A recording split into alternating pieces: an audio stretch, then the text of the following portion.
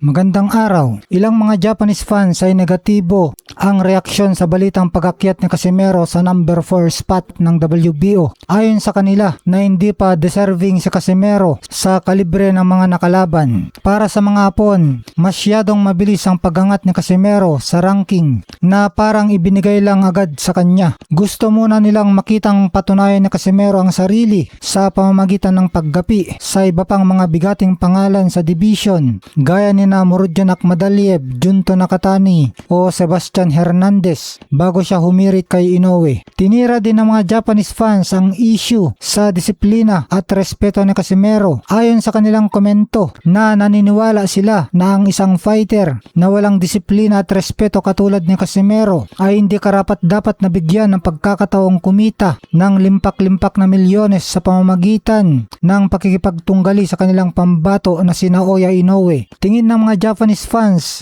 na ang pagkamaingay at trash talking ni Casimero, pag-angas at pagiging palabas ay unprofessional at kawalan ng respeto. Kabaligtaran kasi si Casimero ng kultura ng boxing sa Japan. Si Inoue ay tahimik, magalang at dinadaan sa laro ang tapang. Sa madaling salita, para sa kanila, negosyo at hype lang ang dahilan kaya siya mabilis na inakyat sa ranking ng WBO. Kaya hindi sila sang-ayon na i-shortcut ang daan ni Casimero patungo kay Naoya Inoue. Pero wag ka, tingin natin na kapag naikasa naman ang Casimero versus Inoue ay tatangkilikin pa rin naman nila, malamang ito. Sa kabilang banda, marami namang Pinoy fans at ilang promoters ang naniniwalang takot lang ang kampo ni Inoue dahil si Casimero ay may kakaibang lakas, one punch knockout power at mahirap basahin ang estilo sa loob ng ring na pwedeng makasira sa perpektong record ng monster ng Japan. Dahil dito patuloy na patok sa social media ang bakbakang ito. Magandang araw.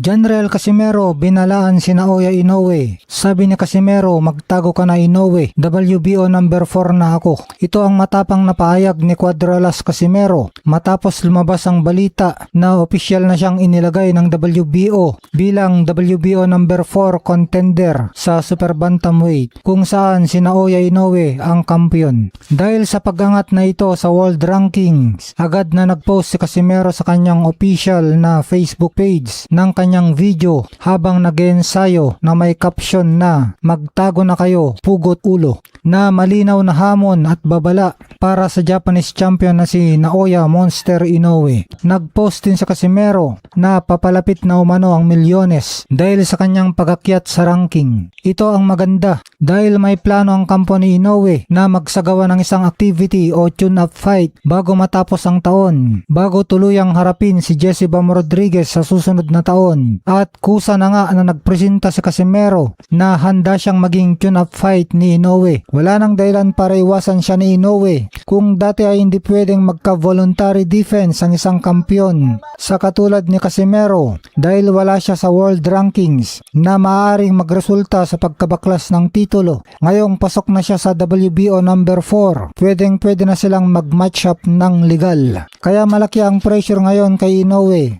Dahil kung iba ang pipiliin nitong kalaban, bukod kay Casimero, posibleng ulanin ito ng batikos mula sa mga fans at tawaging umiiwas o duwag. Kung ganon, mukhang wala nang takas si Inoue kay Casimero. Mukhang mapapanood na natin ang ating dream match na Casimero versus Inoue ngayong taon na ito. Lalo pa't interesado si Turki Al-Sheikh na pondohan ang laban nila dahil may mga ulat nitong Hunyo na tinatantya na ni Turki Al-Sheikh kung patok ba sa publiko at sulit na pondohan ang pagtapat kina Naoya Inoue at General Casimero. Maalalang lalong umingay ang pangalan ni Casimero sa radar ng Saudi promoters matapos niyang pabagsakin at knock-out ang world rank at elite fighter na si Luis Neri sa 4th round nitong Hunyo sa Japan. Dahil dito, dinalas ng Daring Magazine na pagmamay-ari rin ni Al-Sheikh ang pag-feature kay Casimero dahil sa matinding hatak nito sa fans. Kaya ang pagpasok ng pera at impluensya ng Saudi Arabia ang pinakamalakas na tulay para maganap na ang mega fight na Inoue versus Casimero.